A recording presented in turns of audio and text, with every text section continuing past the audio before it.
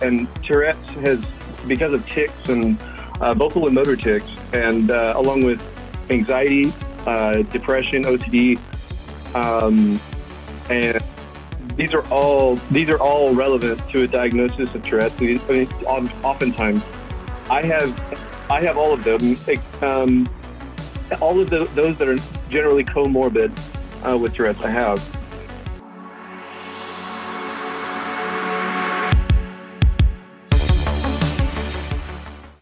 Welcome to OTR, Over the Rainbow, Achieving Mental Health for Real.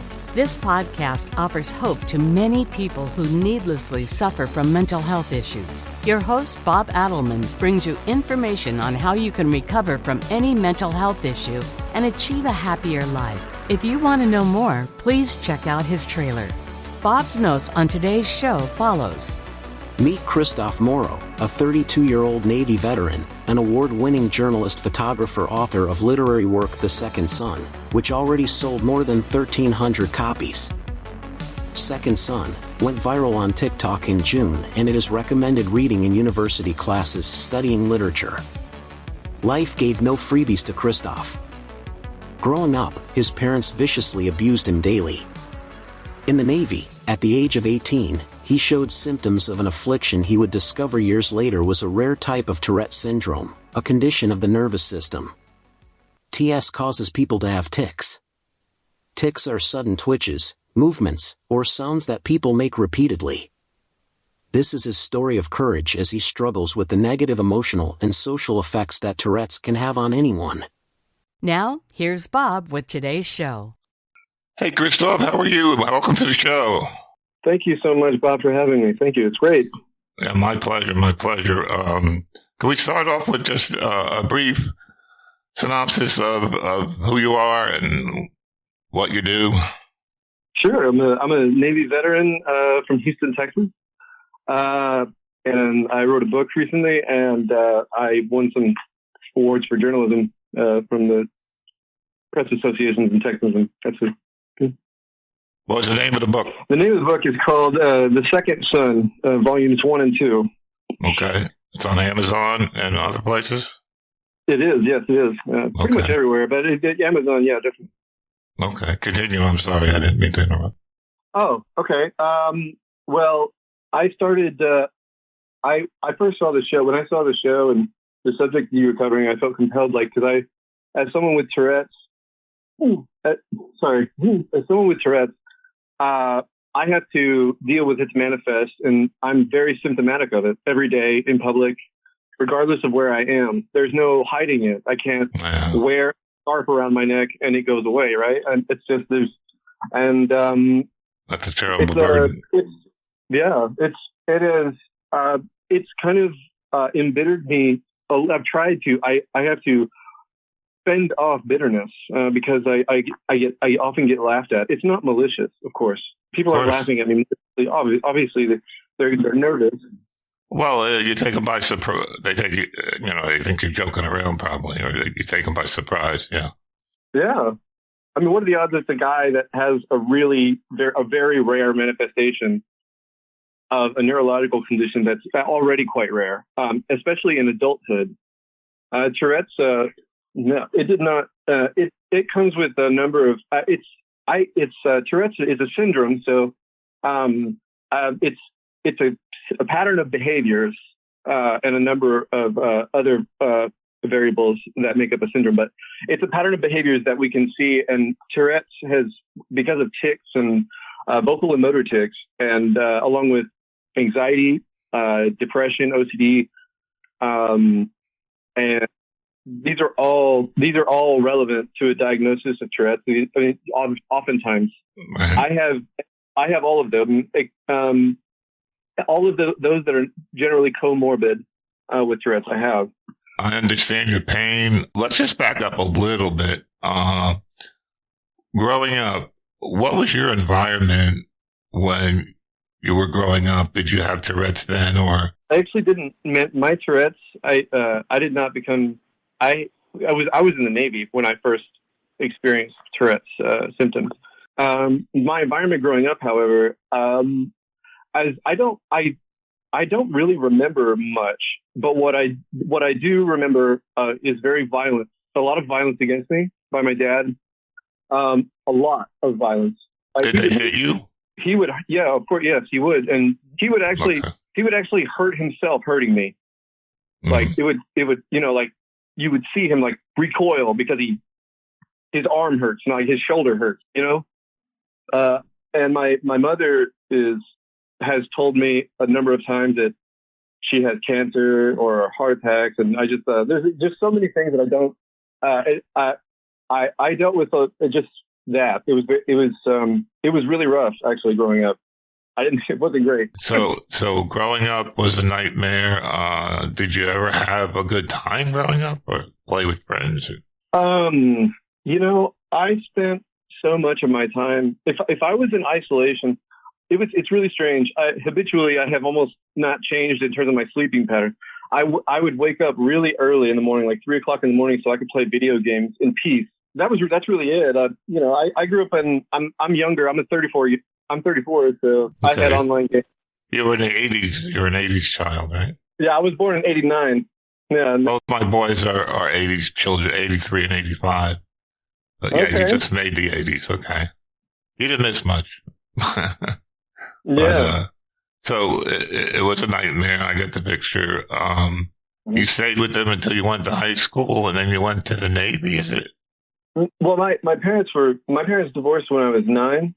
And then I moved back and forth between them just based on how awful they were. Like they would behave towards me. I just said, like, I was a child, right? And so like I would flee to one or the other, and then start over kind of like the clock again. It hurts to be from a broken family, and it's just so many of them out there. It's a shame.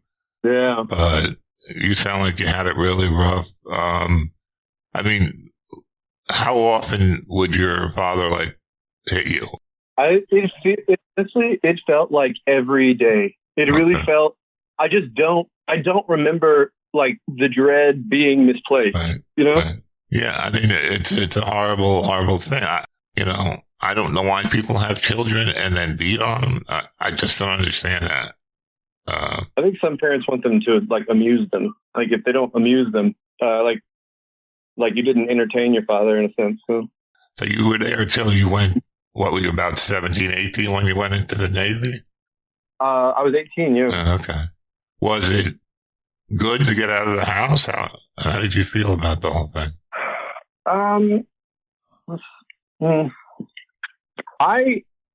Of course I was happy. I was happy to move on and get away. And, but right. The thing is that, it's a really uncertain thing. I knew that something was wrong with me, a number of things. I did not know that they would intensify so much though. Or I don't know. Maybe I didn't realize. Okay. Yeah. So how many years were you in the Navy? I was in a little bit over a year because that's when I was working in the med-surg unit, which is like you guys know, in a hospital in Jacksonville, Florida, Naval Air Station, Jacksonville, right. At the hospital there. And I fell out in front of a doctor and I started having what I know to be a tic attack now, but then they thought it was a kind of seizure. And okay. that I was conscious for. And, was there any explanation why it just started like that? Is it medicine you took or anything like that?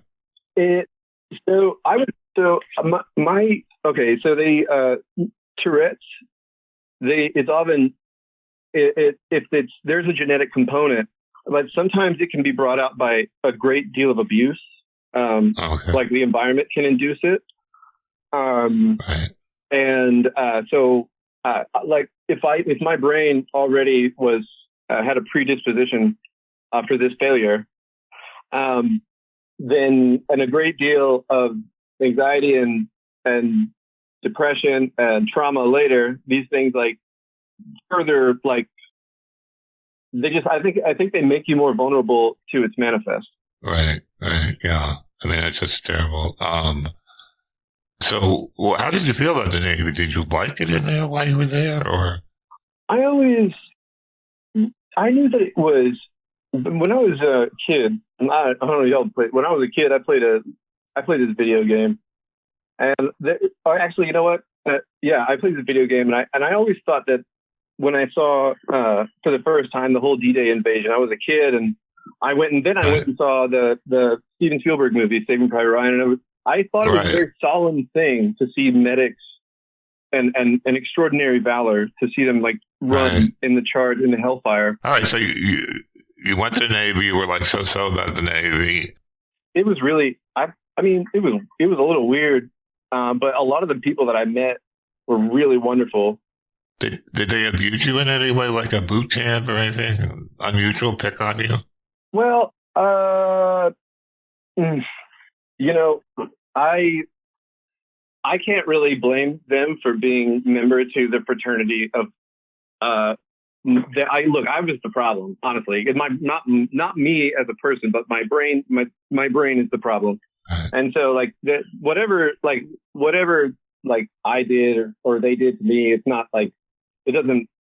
I don't have any ill will towards them, and they didn't. I didn't feel like it was abuse. It was just them reacting to. I was actually second in command of the division. Oh, okay, that's good. Yeah. So when did you try to seek help, a therapist or anything like that? Was that around that time or later on? For just in general, just a therapy? Yeah, because you said you were depressed and you had OCD as well, right? Yeah, I was. When did you go to a therapist or get medicine? Or anything like that? I think I went to a therapist for the first time around 17 or 18. And what did they diagnose you as? They gave me because I wanted to go into the Navy. The doctor, he gave me a diagnosis of an adjustment disorder. Oh boy. Okay. How about your OCD? OCD, did you have that? I didn't know that I had any of that. I only knew that I had ADHD. That's the only, and depression. So, you went to a therapist. Did you start taking medicine right away, or did that come later, or never? I believe they tried to medicate me when I was like 12 with Zoloft, I think. I was a kid. Okay. And then I didn't have any. I don't think I had any other kind of medications until I was about 18, and I honestly don't even remember what else. Okay. So you're out of the Navy. What happens next? I got out of the Navy. I tried to go to college. I ended up not getting a degree. I only went to a community college. Okay. I did become an EMT. All right. EMTB basic. So I was, and that's a good job for somebody like you. Well, you're good under pressure, right? Well, that was the theory, right? But ended up, I did well in the training, and of course, because I had already sort of done this in the Navy. Everything, like, in fact, my scope of practice was even larger. Actually, in the Navy, I had more a berth. I could do more than I could actually hang IVs and stuff like that. But you can't do that as an EMT basic. All right. So where did you live when you came home? Did you live back at home? I went to. There's a whole thing. It's really funny because this is right up to something really funny that happened to me. I went to Louisiana. I went to Texas first, and then I moved to Louisiana after I met a girl. Oh, okay. I was living with this family from Mexico, and they're really lovely people. And I met a girl, and it turns out she told me a few months later after we broke up that she was pregnant. Well, why were you living with a Mexican family?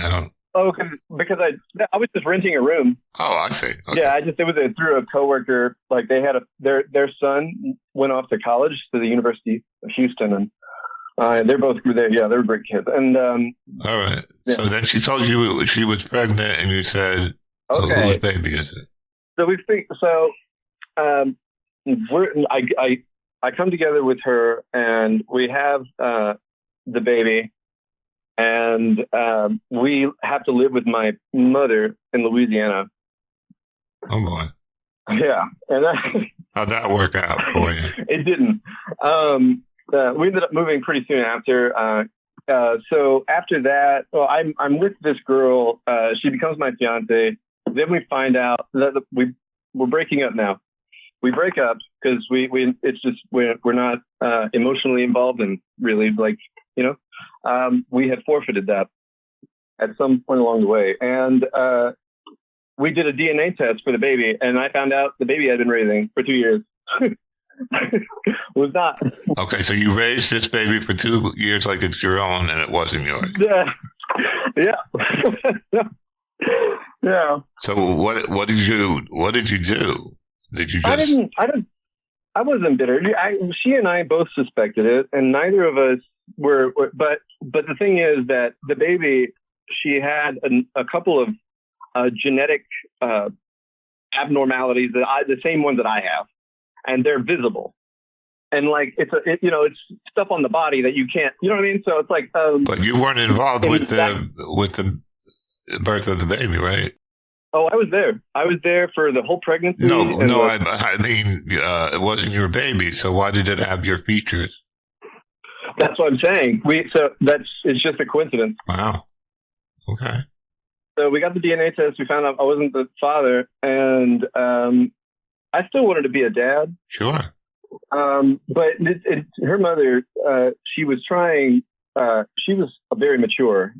She was very mature and a very lovely girl. But she didn't really want any kind of instability. And I think that she suspected that I was battling a lot. Right.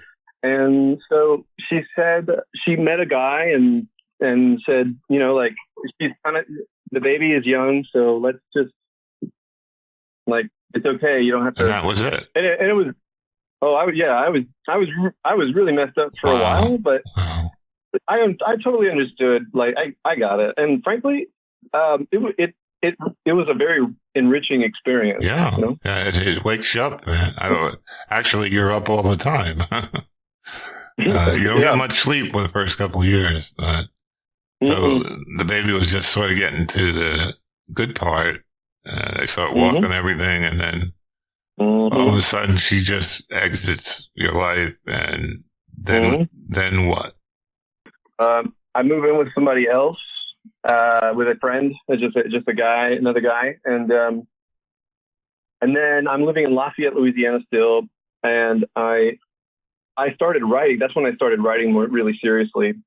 Okay. Did you always want to write? Did you watch the Waltons and stuff? I love that show, The Waltons. I wanted to write because of that show, but I have terrible dyslexia. So the first paper I wrote, the English teacher said, you got to get another major. You can't do this. All right. I went into math and computers, which worked out, sort of. But yeah, so what happened next? So, well, okay. So I started writing when I had the sort of awakening when I was 13 as a writer, because our teacher in a math class, it was like a school assignment. We had to write a letter to soldiers in Iraq and Afghanistan.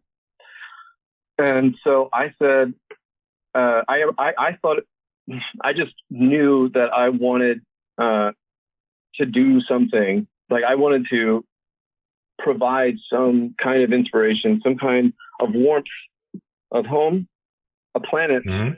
So I wrote this letter with everything that I could, and it felt, I remember feeling this in profound music as I was writing. It just made sense to me. It didn't, I don't know why, it just did. It feels like music. And my teacher, I was told a few hours later, I was swarmed by a bunch of kids at lunch. They said, your letter was so beautiful. And these kids, there was even a kid I knew that he hated me, and he said the letter was really good. So that's why I knew it was good. So, wow. And so Clint Hackney, I'll never forget it. It was really funny. Yeah. So she wanted to publish it in the newspaper. She had read it to every class. And so it was a really strange, I didn't think more of it, but it sort of seeded. It brought unto me the seed of purpose. Okay. Yeah. So anyway, I just, I picked up writing again, in the Navy. And, so if we're returning to when I was living with my roommate in Lafayette, and I'm like 20, I'm about 23 or 24 at this point. I meet a girl. I met a different girl, and I ended up marrying her. And we met on eHarmony. And I married her. Oh my God. Yeah. I'm convinced that nobody really gets together on eHarmony. I mean, if you're good looking, you're not on it. And if you're bad looking, you show up at the date and they say you're bad, get out of here. You know. So, I mean, I don't know. Maybe people did get together, but obviously you did. I never had any luck. I must have had 50 first dates because, you know, I'm not Brad Pitt, so that's what they wanted, I guess. And with my ADHD, you know, I didn't have any interpersonal skills, so I was terrible. Yeah, I understand that completely. I understand that. Yeah. I feel like humans are a lot more perceptive of these sort of micro, micro anxieties, these little moments where you're moving a little bit faster than you should be to grab something. And you know, there's just a kind of, a rigid swiftness to you. I would just have my shirt coming out of my, you know, pants, and I'd drop in things, and they would ask for coffee and I'd spill it and all this. So one lady just goes, I go, well, what do you think? And she goes, I'm not going out with you again. Yeah. right to my face. And I was like, okay, that's fine. But you met this girl. What was her name? Do you want to know? You don't believe names, but she yeah. Well, we were married, and then she we moved from Lafayette. We moved to Texas because we were essentially homeless, and we had to move in with my brother. Okay. And then I got a job as a 911 dispatcher. Oh, okay. And you lived with your brother. Yeah. Yeah, nice. And my brother at the time was a sheriff's deputy. And how was your mental health at that point in time? Did you feel like you were, you know, a solid citizen, that there was no real depression, or were you just depressed every day? Oh yeah, I had some pretty severe depression, and that's when my alcoholism was at its worst. That's when I had to quit alcohol. That's when I had to quit drinking. So your medicine of choice was alcohol. Yes. Yeah. I mean, a lot of people are. For some reason, you can't take medicine, but alcohol's fine. Take as much as you want. Yeah. And so we have a lot of alcoholics, and they don't know that there's an underlying problem. So they stop and don't drink anymore, but then they have to resolve all their other issues. So how long did you drink heavily and considered yourself an alcoholic? Probably for about 2 or 3 years. Okay. And you're 20? Yeah, my early 20s. Between 23 and 26. After the 911 job, what was your next venture? That's when I got into journalism. I got my first journalism job at the El Campo Leader News. I was working in sports. Great. And covering agriculture. And it was really fun. My editor was really great at encouraging. She taught me a lot, Shannon Crabtree.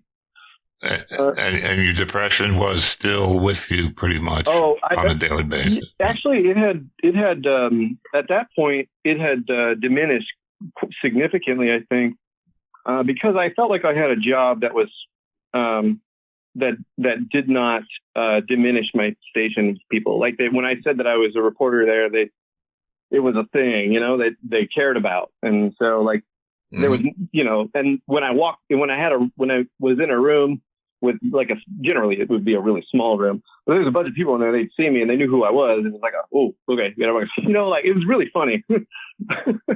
Yeah. So, your job was at the Daily Planet? So you just wrote pieces in the newspaper. So yeah, I was covering sports and agriculture. I learned a lot about agriculture. That was really fun. There's actually a lot. Sports is fun too. No, do you like sports? I don't like to watch sports, but I enjoy playing sports. Okay. I love playing sports. That's all I did as a child because I couldn't relate to people.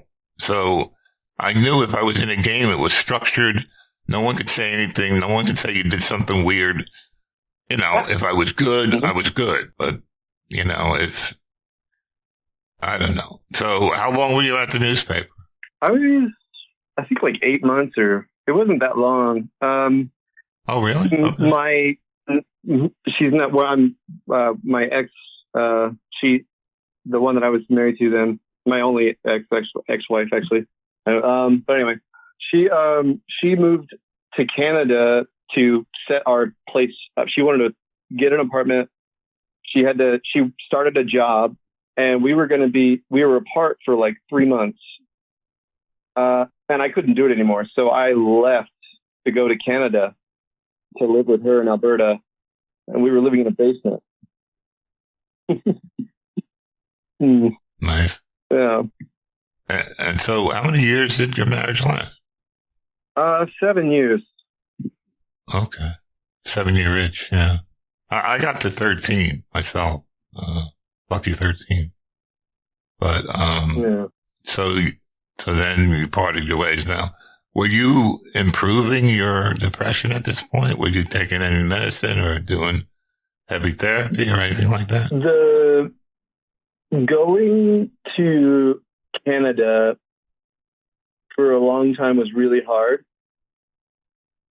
For a few years, because I wasn't able to work because of the immigration situation.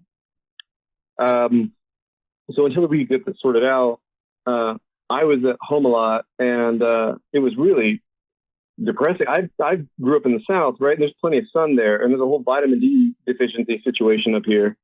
You have to take like supplements and stuff because you literally do not get enough sunlight. You just don't. It's like scientifically, you do not get enough up here. Like you have to take supplements. Right, and that's bad for your depression as well. Yeah, and so because light helps. Yeah. So anyway, it worsened until we got to Edmonton, Alberta, which is a big city up here. It has I think it's over 1 million people, or around 1 million people. And I started working at Starbucks, and I worked around a lot of people and got to socialize. So I was in a lot better mood for a long time. And your wife was working? Yeah, she was working as a trimmer at a marijuana plant facility. Wow. Yeah. Okay. And so but then we moved to. She wanted to get her degree, and she had to do an internship somewhere. So she and I moved to the middle of nowhere, British Columbia. Okay. And it's called Cranbrook, British Columbia. And it's like the worst place I've ever lived, except for Wharton, Texas. I know. I knew a friend of mine, his father moved him, I think it was in that territory. And he said it snowed all the time, just the whole year with snow. I mean, They said maybe 2 months of the year there wasn't snow, and he hated it. Oh, yeah, it's true. It's true. Yeah, it drove me crazy. And I was my Tourette's, it became much more severe, and I became much more symptomatic, and my tics became much more. When did you first have a symptom of Tourette's? I was 25, and I would start to obsess and ruminate. And when I did that, it would cause me to groan, and my stomach muscles would tighten. And I didn't think anything of it, but a year or so later, I talked to a doctor about it, and I was like, this has been going on for like a long time. I don't know what's going on. He's like, oh, well, let's give you something to treat that Tourette's. And I was like, wait, what? That's how he told me I have Tourette's. That's how I learned. Oh, really? Yeah. Really? It had never been suggested before. That's shocking. Yeah. I mean, so it got progressively. Go ahead. It got progressively worse as the years went on. Yeah, I started to. Okay. Like I've given myself a black eyes, and I've busted my lips. I've given myself a lot of bruises all over my face and my head. You ever see that movie, The Fight Club? Was it like that? Yeah. Have you ever seen? Yes, I do. I do punch myself in the face like that. Yeah. I really do, actually. Or Rain Man when he had to go in the airplane. Have you seen the movie Joker with Joaquin Phoenix? No, I didn't. Well, I felt so bad about that guy. I couldn't do it. I couldn't go. Well, he has Tourette's in that movie. Joker is meant to have Tourette. Yeah. So anyway. So what's the prognosis on the Tourette's? Do they think it'll get better, worse? Or I'm currently looking into comprehensive behavioral intervention therapy, which is meant to describe a number of methods to competing behaviors so that it actually lessens your tics. And it says that the efficacy is convincing. Okay. Yeah. So there's hope and hope for everything. Are you taking any medicine to help your depression? I do. You never did? I take a few medications. Okay. I mean, how would you say you're doing as far as now? Wow. Are you still single, or I am? Yeah. Are you looking actively, or are you just kind of gave up for now? Or? Yeah. Because I'm actually I know I'm finally on an incline. I feel like for the first time ever. Because the British Columbian government approved my disability application, so I get because I have permanent disability now. I get it. So most everything I need is taken care of. I was given disability a couple of years back because my spine is all effed up and I can't feel my legs most of the time too well. Yeah. So you feel that the medicines work, and are you still going to therapy or groups or anything? I think that just like I would imagine a lot of people with ADHD, I have trouble maintaining some things, helpful habits. Trying to form help. Meditating, it seems like it can be really profound if you do it. It's not like I'm from the South, right? I grew up in the South. They tease people. I used to be part of that. We tease people all the time talking about meditation and all that stuff. I didn't know what it was. I just thought, but it actually works. Like, it's a thing. Like, it's like turning off your brain and letting it cool down for a minute, like a computer, like a motor, right? And it's just like I tried it, and what it does is just make me think more. They encourage you to do that count. You do progressive muscle relaxation. You focus, you find all the muscles and you try to feel them. And as you're doing that, you try to loosen them. And then you go down to your neck, or below your neck and your shoulders, and then your upper arm. Yeah. Yeah. What happens to me is my demons come out when I'm doing that, when I'm not into something, or if my demons are there, they'll attack me during meditation. If they're not there as much, I could do a little bit, but I never felt anything. I couldn't stop my brain from thinking about 100 different things. Imagine in your head a moment. Imagine you worked in a facility that was underground, okay? And in this underground facility, they have to create artificial light and stuff. And I would imagine humans need to be to see nature regularly. They would create the illusion of nature. Just imagine in your head a room you would think would look like something underground, and then make that room bare, and then just imagine it with a bunch of foliage, and then expand that over the length of a year or 2 years, and see the difference in your psychology. What you can do is you actually sort of create these illusions. You fool your brain into thinking you are if you play soft music, so you're distracting yourself a little bit right there. When you're meditating, I think a lot of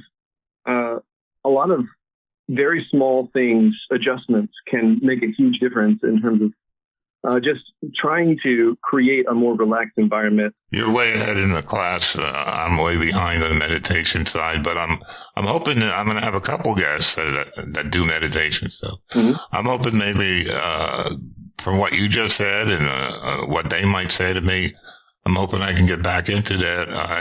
I went on a really strict diet, and I'm starting to exercise. So, I really think that's important for anyone that's depressed. Mm-hmm. I know it's hard, but you gotta walk. You gotta go a quarter mile, a half mile, Mm-hmm. a mile, and once a day. And you have to eat good things and not eat sugar, because that's a sworn enemy of people with ADHD and other depression. Yeah. I talked to one guy. He had bipolar 1, I think it is, the worst kind. And he had manic episodes that were out of this world. He thought he was flying, or birds were talking to him and things like that. He changed his diet and he got really healthy with exercise, and he's doing well. So it can be done if you want to do it. Yeah. We shouldn't neglect, I think we shouldn't neglect, though, that he seems like he also had a system of support from his loved ones, which is an important variable. Yeah. Oh yeah. He had a nice family. He had a real good family. That's the plan. That's the most critical part, because what are you doing all of it for in the end? Right? Exactly. If you know you have 80 people at the end of the finish line, which there is no finish line, but they're along the track following you as you go, and they're cheering you on, that can make that's a huge difference. Right. So I'd like to have you tell us about your book and websites or anything like that. Do you have that? Okay. My book is called The Second Sun, like a sun in the sky, in volumes 1 and 2. If you go to Amazon and type in Kristof Morrow or The Second Sun, you'll see it. And all my social medias, I have all of them. I have every platform. Facebook, Instagram, and TikTok. Mm-hmm. And I've gotten really incredible and very flattering reviews. So I'm very excited because my work is meant to. I mean, I don't know if you've ever read John Steinbeck, but a lot of it is The Grapes of Wrath, of Mice and Men, and his East of Eden is. I felt is a rather comprehensive in its study of humanity. It felt like it really did elaborate and reveal new truths, right? And so I wanted to write a book of a similar length because I felt that was like a perfect. It is exactly that length. It's 225,000 words. It's the same as East of Eden, and it's structured the same way that Game of Thrones is, in a sense, like the way that the first chapter is about one character, the second chapter is about a different. Your book you're talking about now. Yeah. Your book you're talking about. Yeah, my book. The book I wrote, the first chapter is about one character in one place, and then the second is about someone else in another in another part of the world, and then the third, and they're interlinked, but they have not connected physically. Because they share the same world. And so some things you'll see bleed over. And it's going to be 5. I anticipate it'll be 5 volumes.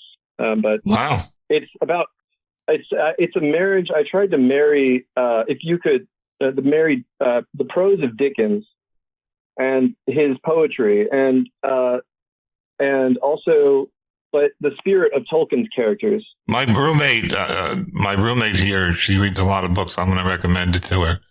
I don't read. I have to get a tape, but I'd rather see the movie, I guess.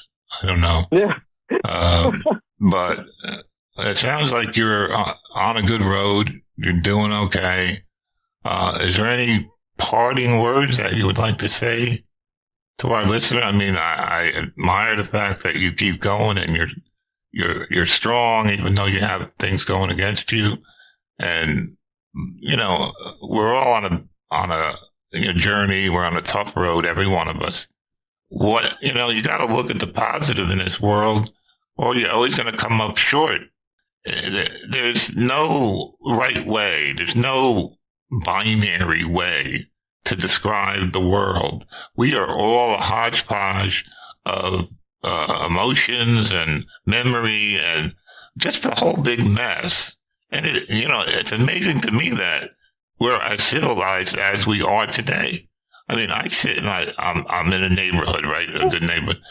And I say, well, why don't people, I can't do anything anymore. Why don't people just come in and take money from me? Mm-hmm. But we've gotten to a point where most people don't want to do that. And the ones that want to do it, the cops are around for that. And they chase them out of the neighborhood or whatever.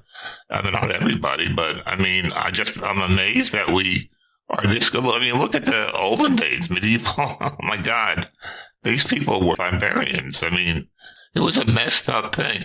In 150 years from today, if you go back 150 years, you'd be going on a horse and carriage for 2 days to get to the next state. So everybody has it tough. Everybody that's a human being has it tough. And I just say, let's be positive. I mean, I'm trying to. I don't think anybody knows anything.